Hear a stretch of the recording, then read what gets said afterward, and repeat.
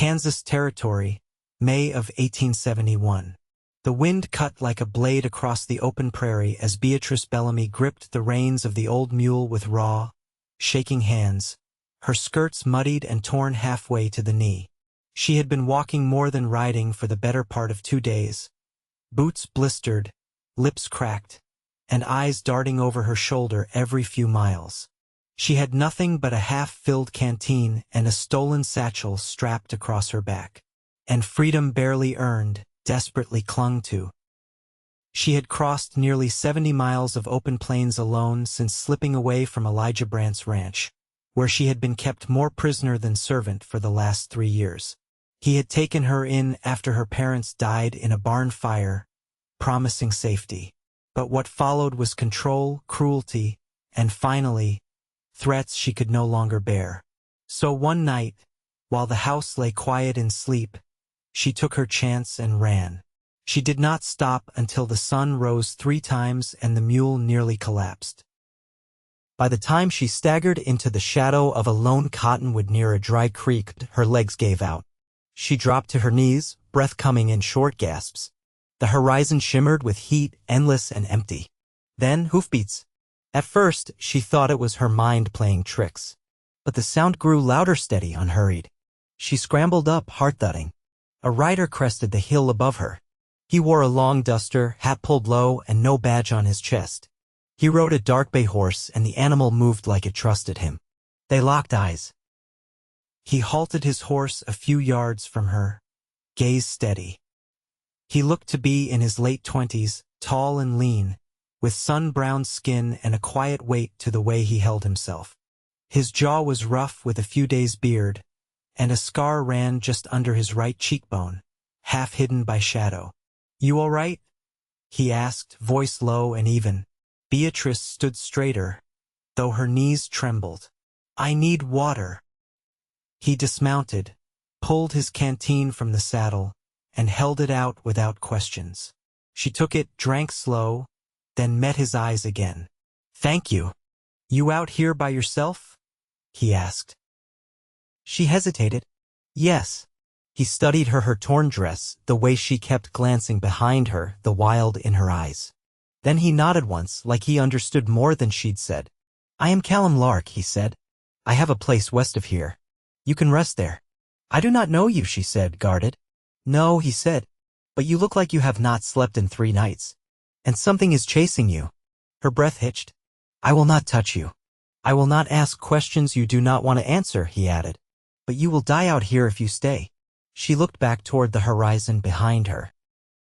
She could still see the shape of Elijah Brandt's house in her nightmares. Her mouth was dry again, but she nodded. "I am Beatrice," she said quietly. He helped her onto his horse, climbing up behind her. She stiffened at the closeness, but he kept his hands light on the reins and his body angled away. They rode in silence for miles, the sun dipping low over the prairie. The land rolled gently, broken only by scrub and the occasional cottonwood. At dusk, they passed through a small grove and into a wide valley. There, tucked against the base of a hill, stood a one-room cabin made of rough logs and a small barn beside it. A faint curl of smoke rose from the chimney. "This is yours?" she asked as he dismounted. "Yes." He untied the horse, gave her his hand to help her down. She hesitated for a second, then took it. His hand was calloused, warm, steady. Inside, the cabin was simple wooden floor, a stove in the corner, a cot, and a table with 2 chairs. A rifle hung on the wall, but nothing else about the place felt dangerous. He lit a lantern and handed her a folded blanket. "You eat meat?" She nodded. He stirred something in a pot on the stove, then served her a tin plate of beans and rabbit. She ate slow, watching him. He sat at the table but did not speak unless she did. When she finished, he handed her a tin cup of water and gestured to the cot. "You take the bed. I will sleep outside. You do not have to. I want to." He stepped out, closing the door behind him. Beatrice lay in the cot, blanket pulled to her chin. The room smelled of pine and smoke. For the first time in days, she was warm. Safe. She listened to the faint sound of his footsteps outside. She did not know this man, but something about the way he looked at her, quiet, respectful, calmed the storm in her chest. She slept through the night. By morning, she woke to the smell of coffee and silence. Callum was already outside, splitting logs. The sun was barely up. She stepped outside, rubbing her arms against the chill. He glanced up but did not stop working. "I should not stay long," she said. "Why not?" "Elijah will be looking." Callum's jaw tightened. "Is he a lawman?"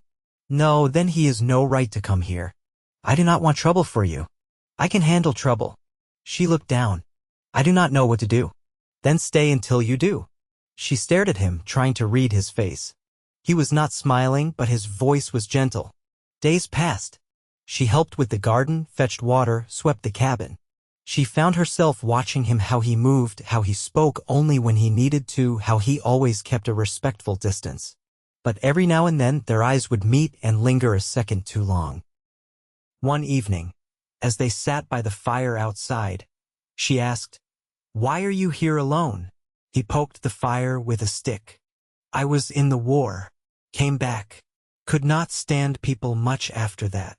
She nodded. "I know how that feels." He looked at her. The fire lit half his face, and his eyes were steady on hers. "Did he hurt you?"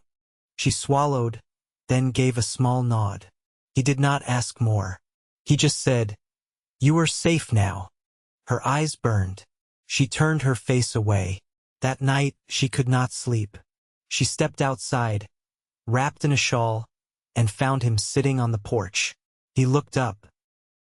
"You all right?" She hesitated. Then she sat beside him. "I never thought I would get away," she said. "I thought I would die there."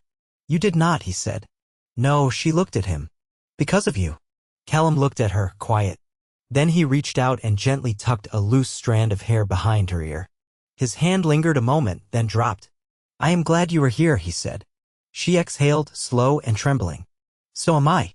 And for the first time in her life, she meant it. The rain came 2 days later, sudden and heavy, drumming on the sod roof as thunder rolled low across the hills.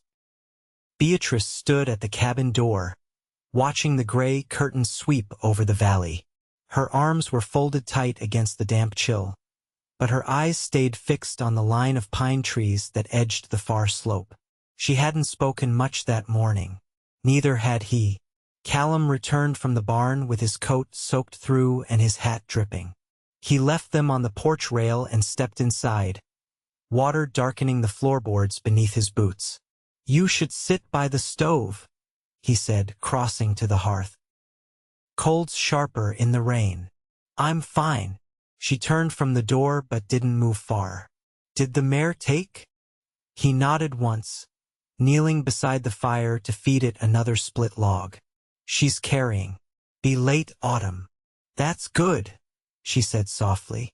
Then, after a pause, "You'll need more feed put away." "I've been thinking the same." The room warmed slowly, the scent of wet earth drifting in with the breeze. Beatrice picked up the mending from the table, one of his old shirts, torn at the elbow, and sat in the chair nearest the window. Her stitches were careful, steady. Callum glanced over once, then looked away. "You sew like someone taught you proper," he said. "My mother did." He nodded. The silence between them wasn't uncomfortable, but it had weight. "I haven't asked about your people," he said after a while, not looking at her. "Figured you'd say what you wanted when you wanted." Beatrice folded a hem without replying. Then she said, "My father was a blacksmith. We lived outside Emporia. He built the forge with his own hands. Mama grew roses behind the house even when hail came down hard enough to strip the corn. He waited. There was a fire. Lightning struck the barn. That was the end of it." Callum's eyes stayed on the fire. "You were their only child?" She nodded, eyes fixed on the fabric in her lap. "Afterward, folks came around with casseroles and promises. But no one wanted to take in a grown girl who wouldn't marry just to keep a roof. So you went to Brant. I didn't know what else to do." Her voice didn't shake, but her lips thinned. "He said I could help with the house. He didn't say anything about the rest." Callum leaned forward, resting his elbows on his knees. "I've seen men like him. They don't think anyone can stop them. They usually can't." He looked at her then. The air between them shifted. Not closer, not yet, but clearer. like smoke thinning. "Did you fight him?" he asked. "Yes." He nodded once. "Good." The rain softened, fading into mist. Beatrice set the mending down and stood, brushing her hands on her skirt. "We'll need to dig another row for the beans tomorrow," she said, "so they don't drown." "I'll help. I can do it." "I know," he said quietly. "But I'd still like to." She watched him for a long moment, then gave a small nod and turned toward the door. He rose too, retrieving his coat from the porch rail. It was still dripping, but he slung it over one shoulder and followed her out. They walked the perimeter of the cabin, checking the runoff channels he'd dug last spring. The soil was soft, clinging to their boots. She crouched to clear a clog of leaves from one trench while he righted a barrel that had tipped in the wind. "You ever think about leaving here?" she asked suddenly. He straightened. "Sometimes." "Where would you go?" He looked out toward the hills. "Maybe Colorado. Or farther west. Find quiet that's harder to reach." "Would you go alone?" His fingers curled around the barrel rim. "I always figured I would." She didn't say anything right away. "Then I don't think I'd want the city again. Not even a small one." He turned to face her. "You thinking of leaving?" "I don't know yet." Her voice was even, but her eyes held his. "But if I stayed, would you want that?" Callum didn't answer right away. The wind picked up, brushing her hair across her cheek. He stepped closer, not touching her, just standing near enough that she could feel the warmth of him. "If you stayed," he said carefully, "I'd be glad." She looked up at him. "And if I didn't?" "I'd help you get wherever you needed to go and make sure you got there safe." A long breath left her chest, though she hadn't noticed she'd been holding it. "I don't want to be beholden to anyone again," she said. "You wouldn't be. Even if I shared your roof? You'd be here because you chose to be. Not because I asked you to owe me." She watched his face, searching. Then she nodded and stepped back, brushing the mud from her hands. "Come on. The fence needs patching before the ground gets too soft." He followed her toward the field, boots squelching in the wet earth. Neither of them spoke again, but neither needed to. The rain had passed and the sky was clearing. The air smelled of damp cedar and the first promise of spring. The air turned brittle with heat as June settled into the valley, drying the creek to cracked earth and drawing snakes from the brush. Beatrice tied her hair back with a strip of muslin, sleeves rolled to her elbows and her hands dark with soil up to the wrists. She stood barefoot in the vegetable row, pulling weeds from around the young squash, her brow damp and her back aching in that dull, honest way that came from work freely chosen. Callum worked further down, mending a broken post near the edge of the field. A nail clenched between his teeth, he drove one after another with precise, unhurried swings of the hammer. The rhythm was steady, like everything he did. She'd come to trust that rhythm. It anchored her. She scooped the last weed into her basket, then stood and dusted her palms. "You always fix things yourself?" she asked, leaning against the hoe. He didn't look up. "Most things don't need more than strong hands and time." "What about things that can't be fixed?" She spoke without thinking, the words sharp in the quiet. He paused, then looked at her. "Some things you don't fix. You learn how to carry them." She walked toward the fence, stopping just short of the tool shed. "You always this quiet with everyone?" He wiped his brow and leaned on the hammer. "No. Just most." "You were quiet the whole first week," she said. "I thought maybe you didn't want me here. I didn't know if you wanted to be here." She opened the shed door, letting the scent of rope and dry hay drift out. "I didn't at first." His gaze didn't leave her. "And now, I don't know what comes next, but I don't flinch every time the wind moves wrong.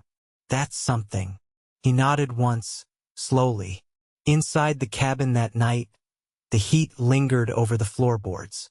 Beatrice sat cross-legged near the stove, shelling peas into a tin bowl.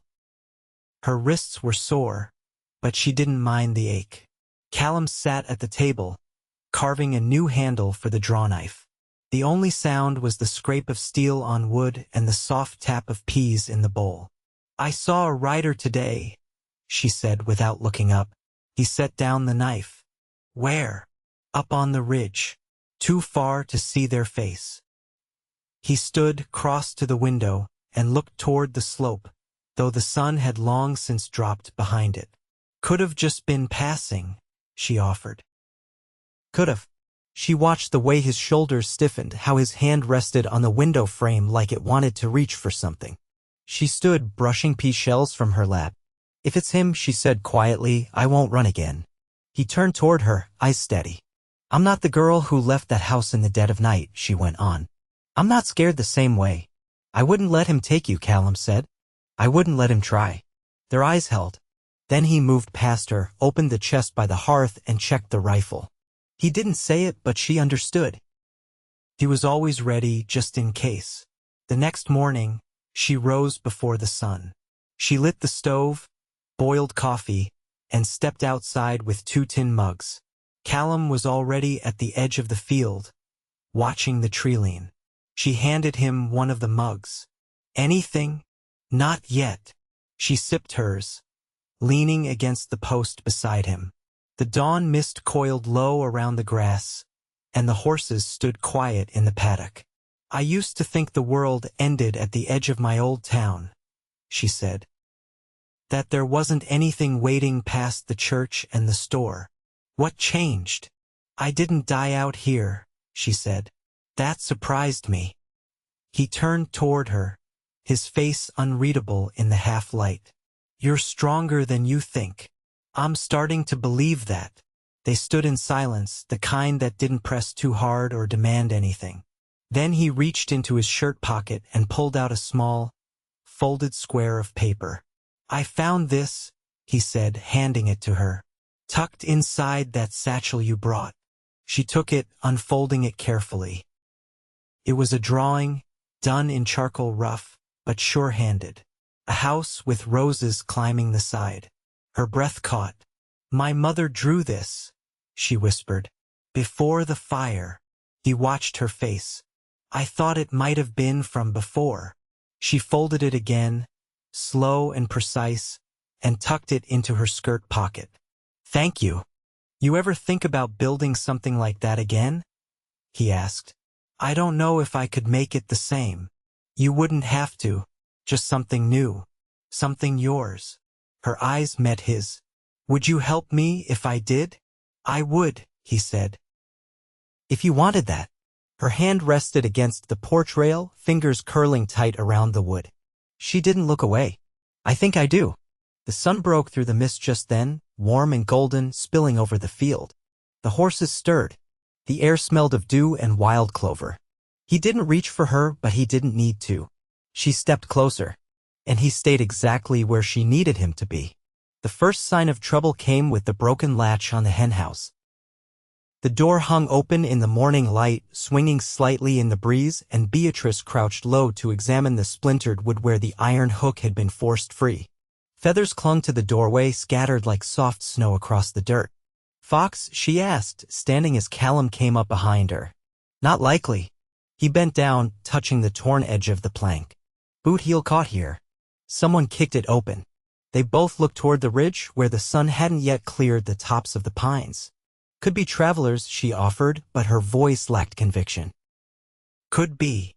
He opened the cabin door and pulled his hat from the hook. I'll check the line up near the old deer trail. Stay in the yard. Beatrice's palms tensed at her sides. Take the rifle. He hesitated, then nodded and lifted it down from above the hearth. She watched him mount and ride out, the bay's hooves drumming fast against the hard earth. The stillness he left behind was louder than his departure. She spent the morning working with a knife at the table, slicing apples to dry on the flat stones behind the cabin. A single horsefly buzzed against the window pane, and the occasional distant hawk cry broke the silence. The unease settled into her spine, low and steady like the pressure before a storm. When Callum returned near midday, his face was unreadable, but his jaw was locked. He tied the horse at the post and stepped inside without a word. She set the knife down. What did you find? Tracks. 2 horses. One man dismounted, came down near the fence. Didn't come closer than the shed. You know the prince? I've seen that mare before. Elijah rides her when he wants to be noticed. Her throat dried. So he knows I'm here. He knows someone's here. Might not know it's you. She crossed her arms. He'll figure it out. I reckon so. The silence stretched between them. He stood by the window, eyes on the slope. I don't want to run, she said. I'm not asking you to. But I need to be useful if he comes. You already are. She stepped closer. I mean it. Callum turned to face her. There's a shotgun under the floorboard at the foot of the bed. I'll teach you how to use it. She nodded once. I want to learn. That evening, while the sun bled low across the hills, he set up a row of tin cans on the fence rail behind the barn. She held the shotgun steady, her left elbow braced just as he showed her. Lean forward a little more, he said behind her, voice even. She adjusted. The first shot kicked back and jarred her shoulder hard, but one of the cans toppled. Not bad, he said. Hurts like the devil, she muttered, rubbing her arm. You'll get used to it. She fired again. This time she missed, but the shot was steadier. They stayed at it till twilight deepened, and she hit 3 in a row. When she lowered the gun, he took it from her hands and checked the chamber. I won't let him take anything else from me, she said. He won't. They stood in the dusk, the smoke from the shells drifting faintly between them. He looked down at her, his hands still wrapped around the barrel. You didn't just get out, he said. You're building something new. She exhaled. That's what I want. Not just to survive. To live. He nodded slowly. Then you will. They went inside when the first stars came out. She washed her hands at the basin while he stirred the stew she'd started that morning. The scent of sage and onion filled the room. You ever think about what you'd do if he never came again? He asked, not looking up. Every day, she said. But I don't let myself believe it. Not yet. I think he's testing how close he can get. Seeing if he can scare you back. He doesn't know who I am now. Callum ladled the stew into 2 bowls and set them on the table. He'll learn. They ate in quiet. The only sound the clink of spoons and the crackle of the fire. Afterward, she gathered the dishes and he stepped out onto the porch. She found him there minutes later, sitting on the top step, elbows resting on his knees. She sat beside him, close enough their shoulders nearly touched. What made you stay here? She asked. He didn't answer right away. My brother died in Tennessee, he said finally. After the war. I brought his body back as far as Kansas, then couldn't go farther. I didn't know you had a brother. James? He was younger. Laughed too loud, never learned to shoot straight. Saved my life once, though. His voice was steady, but softer than usual. I built the cabin because I needed to put something in the ground that wasn't a grave.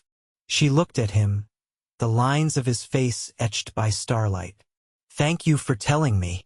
He turned, and their eyes met in the quiet. She didn't look away. I think I could stay, she said. If you still want me to. I do. He reached for her hand, slow and sure, and when she laced her fingers through his, he held on like he meant to keep holding for a long time.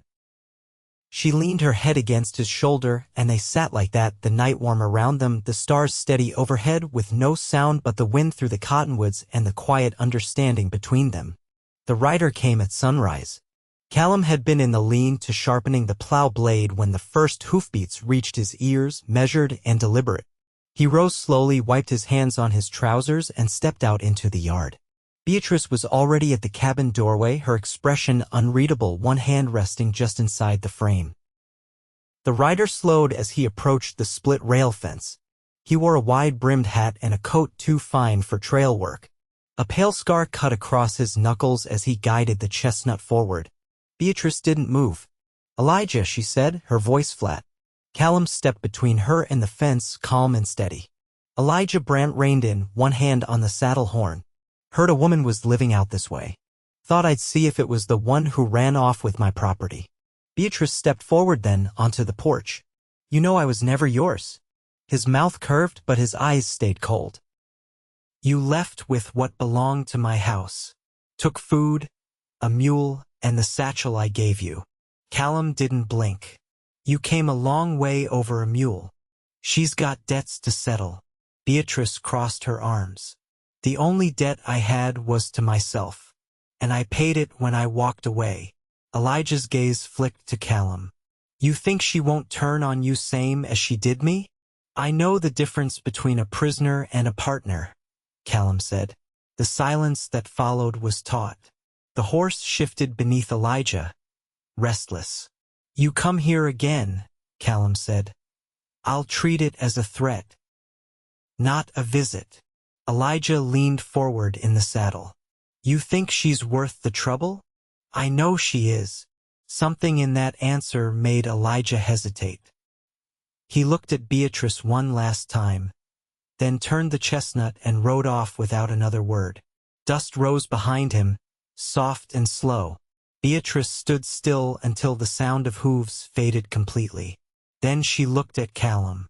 I didn't expect him to back down. You looked him in the eye, Callum said. That was enough. She stepped off the porch, walking to him. He didn't move, just watched her approach.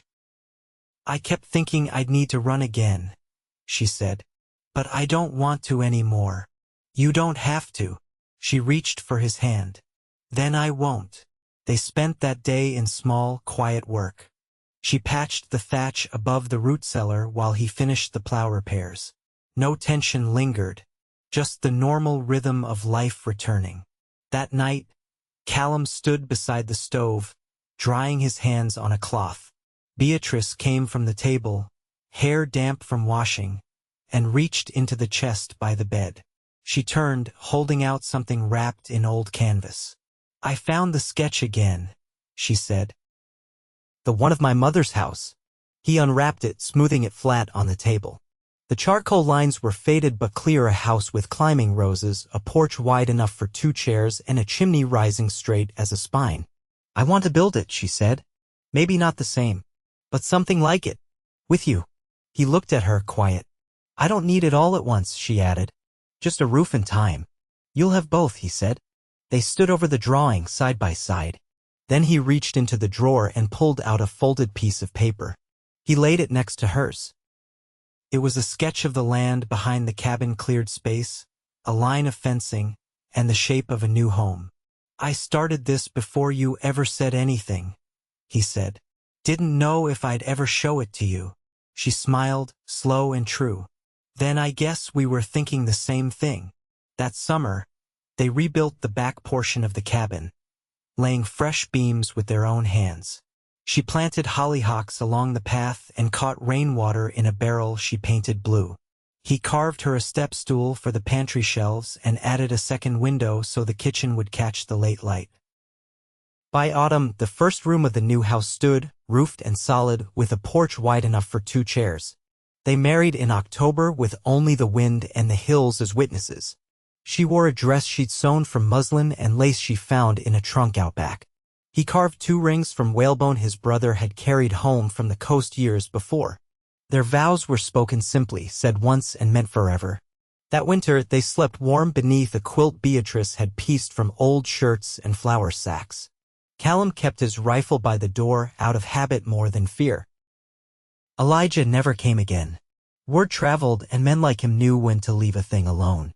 In the spring, the roses Beatrice planted took root. She trimmed them carefully, whispering to them the way her mother once had. Callum built a bench by the garden, and every evening they sat there, hands clasped, watching the light fade over the hills. She never once looked back. Their life was not loud, but it was full of shared labor, of quiet meals, of slow dances in the yard when no one was watching. When the first child came, a girl with her mother's eyes and her father's stillness, they named her Rose. And when Beatrice stood at the doorway, years later, watching her daughter chase chickens across the yard, she turned to Callum and said, "We built all this from nothing." He set his hand on the small of her back. "No," he said, "we built it from the truth." She leaned into him, heart steady, home certain, and together they lived the kind of life no one could take from them.